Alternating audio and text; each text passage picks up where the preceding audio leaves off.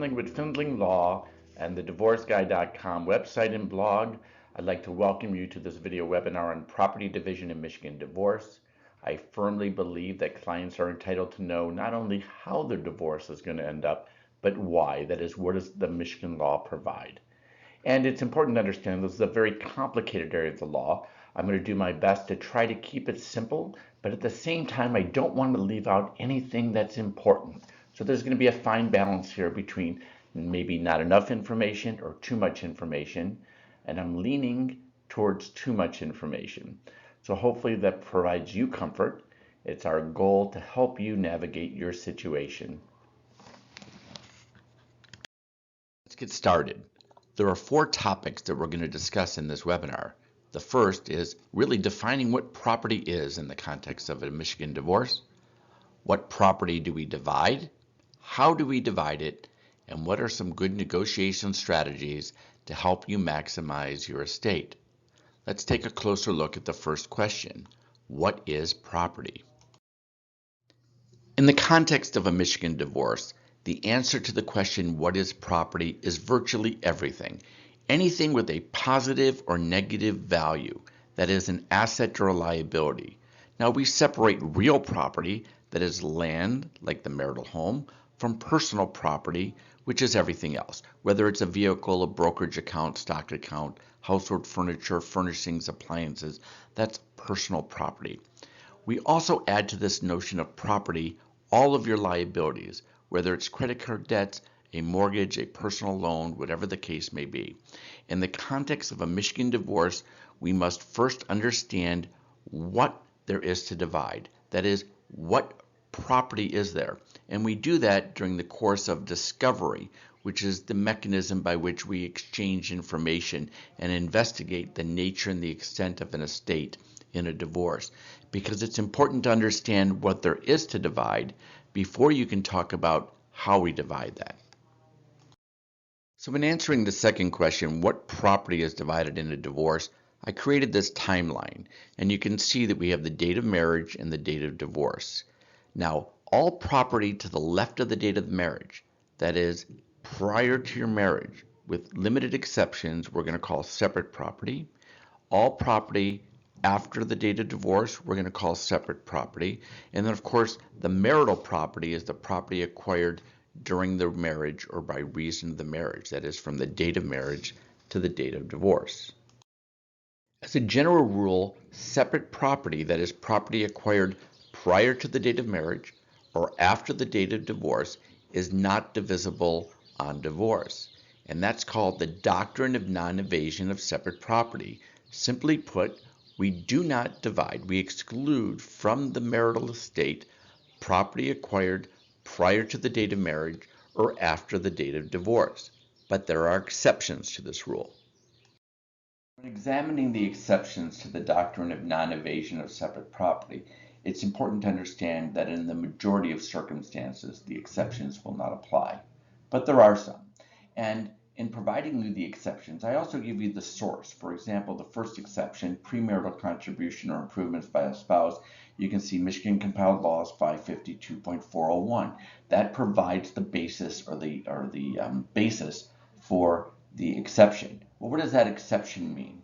Well, let's say, for example, that you and your spouse purchased a property a year or 2 before you got married, and your spouse put a $50,000 down payment on the marital home, and the home is only in your name. Her name is off the deed, it's off the mortgage, everything. In that instance, the statute says that those premarital contributions, that $50,000 down payment, even though it was acquired prior to the date of marriage and would be considered separate property under the doctrine, is in fact marital. There's also a rarely used exception that does come up to light once in a while, and that is if the only assets in the marital estate are separate property. That is, if we divorced the parties and we gave each person their separate property, the other party would be a pauper. They may even become a ward of the state. And public policy dictates, and by statute, that a court can invade separate property if that's all that's left and it's not suitable for the maintenance and support of the other party. That is, we'd leave the other party as a pauper, broke.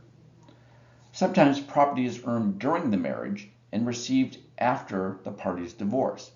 Even though it was received after the parties divorce, that's an exception to the doctrine of separate property because it was earned during the marriage. Certainly, property that increased in value during the course of the marriage would be marital property. Now, there's an instance, for example, that there's a 401k that has a value of $100, let's say, as the date of marriage, and $1,000 as of the date of divorce. The $100 portion of that 401k earned prior to the date of marriage would be separate property, but the increase in value during the course of the marriage would be marital. There's also another little exception called active versus passive appreciation. Passive appreciation is where money sits and no work is done with it. For example, money sitting in a certificate of deposit. Oftentimes that increase in value during the course of the marriage is just passively increasing in value. There's no work like choosing a stock, and in that instance it would remain separate property. Commingling separate property during the marriage. If the commingling results in the separate property losing its separateness, that is, you can't readily trace where the money came from, well, in that instance, it would lose its separateness. So there are instances when marital property, which we're going to discuss in a moment, becomes separate property, and separate property can become marital property. However, in the majority of circumstances, property acquired prior to the date of marriage is separate property or after the date of divorce, and the doctrine of non-evasion of separate property applies.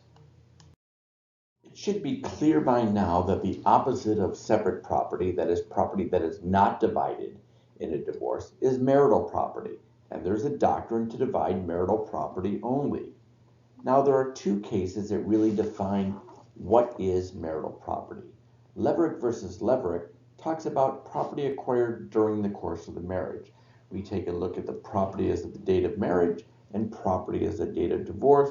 We put that in a bucket, in a pot of gold, and we say, hopefully gold, and we say that is the marital property. And Byington versus Byington says, well, even if it was acquired during the course of the marriage, it has to be acquired by reason of the marriage. For example, a debt that was incurred because of a drug problem or to support an extramarital sexual contact and affair might have been incurred during the course of the marriage, but it was not by reason of the marriage and therefore would be separate property. Notwithstanding is a general rule. Property acquired between the date of marriage and the date of divorce is marital property, and that's what we're going to divide. Let's take a closer look at some of the exceptions now. All right, there are a lot of exceptions. However, most of them will not apply in the majority of cases. The Skelly versus Skelly case talks about a retention bonus based solely on future events. For example, a physician signs a contract. If you stay with our company for 5 years, you get to keep the $50,000 bonus that we gave you when we hired you, even if it was during the marriage. However, if you don't stay with us for 5 years, you have to pay that back. In that instant, because the requirement for continued employment is a prerequisite to keep the bonus, that becomes separate property, even though the bonus was given during the marriage. Automobile accidents, medical malpractice cases that arise during the course of the marriage are separate property. Gifted or inherited property, maybe you received grandma's ennoir or an inheritance of some money during the course of the marriage, in most instances will be separate property, even though it was acquired during the course of the marriage. We talked about passive appreciation, that certificate of deposit example we gave just a moment ago. Premarital accumulation and retirement benefit. That is the example when we had a 401k with a value of $100 prior to the marriage and $1,000 during the date of divorce. That increase in value during the course of the marriage, that $900 increase, is marital. Now, a retirement account is not considered passive appreciation, even if you just left it in the account, because there's dividend reinvestments and there's other things. Courts sort of distinguish between a truly passive, you just left the money in a certificate of deposit and did nothing, versus a quasi-passive, or an active appreciation like your 401k. Now, liabilities without a marital purpose, the by reason of the marriage example in Byington, once again, are separate property. That's the incident where an individual maybe accumulated a liability to promote an affair or a gambling problem or a drug addiction problem. These expenses have no marital purpose whatsoever, and under Byington, we understand that that isn't acquired by reason of the marriage and is therefore separate property. Once again, even though we've outlined many exceptions, the majority of them will not apply in any given case. That is, as a general rule, property acquired prior to the marriage, you're going to keep, or she's going to keep, or he's going to keep. Property acquired during the course of the marriage, we're going to divide. All right, we understand that we're only going to divide marital property, but how do we divide it? The leading case on point, the seminal case, is a case called Sparks versus Sparks that provides 9 factors that are presented on the screen: the length of the marriage and source and property and contribution, etc. Now, recognizing a court must take all of these factors into consideration when dividing property in a Michigan divorce, the most important factor in the majority, if not all of the cases, is factor number 9. Any other equitable consideration. That is, simply put, what is fair under the circumstances. Yes, the parties' past relations and conduct or fault for the breakdown of the marriage relationship can play a role in how we divide property. But you still ask what is fair, what is equitable under the circumstances. And the same thing goes true with the other factors, from the length of the marriage to the parties' earning ability. What is equitable? What is fair? After examining the Sparks factor, you now recognize that there is nothing in Michigan law that requires an equal division, a 50-50 division of marital property. In fact, the court must consider all 9 factors under Sparks, and as a general proposition, will divide property equitably. Now, in most circumstances, in most cases, from a practical standpoint, property is divided equally. Why? Because under most circumstances, that's what's fair. But there are times when it is unfair to do so. For example, let's take a 20-year marriage where the parties haven't seen each other in 19 and a half years. Certainly, it would not be fair to divide that estate equally because the marriage was a sham. In that case, maybe husband and wife, most likely, would keep the property in his or her name, free and clear of any right, title, or claim or interest on the other party. Now, that doesn't mean that these Sparks factors are irrelevant, that we just look at what's fair. For example, the past relations and conduct that is one party's affair, in many circumstances, can often play a role in skewing a division, let's say from 50-50 to 55-45 or 60-40. That is, you can see some movement from 50-50. Not only do you see some movement, sometimes we don't even calculate the percentage. We just take a step back and say, is this fair? Are both parties happy? Are their needs going to be met? And a court will order, in many instances, a property division that is fair and equitable, even if it is not equal.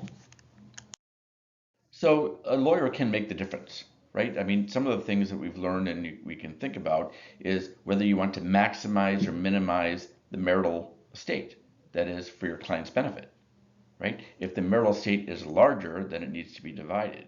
Well, what if we minimize the marital estate by applying an exception and it means more for your client? Certainly, it's a technique that you want to take into consideration. There are many ways to value a business asset. For example, there's book value. What do the tax returns show? Market value. What would the business sell for to a bona fide purchaser for value in the open market? Or what about as a going concern? He's going to continue, or she's going to continue being in business. So there is not just, a valuation methodology can really make or break a case to your client's benefit. all real estate appraisals are not equal. There are mortgage appraisals. There are certified appraisals for purposes of divorce. There are market valuations. There's Zillow. And what mechanism we use to analyze the value. A skilled lawyer is going to attempt to use the mechanism that's going to benefit his or her client. So it's important to note that not only must you understand the law, but it's the application of the law that differentiates oftentimes between a good deal and a great deal and a lousy deal. And of course, a skilled lawyer should engage in effective discovery. Now, I've done another webinar on discovery, but let's touch loosely on the topic here. In order to understand what there is to divide, we first must understand what there is. You have to understand the nature and the extent of the marital estate. And we want to know and we want to verify. And there's 3 ways to do that. We can ask by way of interrogatories, we can verify by virtue of a subpoena, and we can question live under oath by a deposition. Interrogatories are written questions under oath. Maybe we ask your spouse these questions. A subpoena is a court order that a lawyer signs. Maybe we'll subpoena bank records or employment verification. What is deferred compensation? What does the business books and records say? And depositions are live testimony under oath. Probably the most important, if not the most important, aspect of property division in a Michigan divorce is understanding what there is to divide. If you don't understand what there is to divide, it doesn't matter how you divide it because you may be missing something.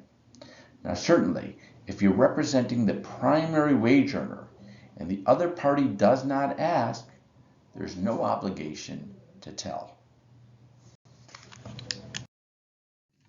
It's my hope that this webinar on Michigan divorce law and property division has brought comfort to you or the person that you may be worried about. It's inevitable that you may have questions. If you do, you feel free to call me. My office number is 248-399-3300. Toll free at 877-YOUR-FIRM. That's 877-YOUR-FIRM. You can also visit our blog at thedivorceguy.com. It's an award-winning website and blog which covers a tremendous amount of information and topics on Michigan divorce. I'm Daniel Findling with the Michigan Divorce Education Series at Findling Law. Let it be our privilege to help you.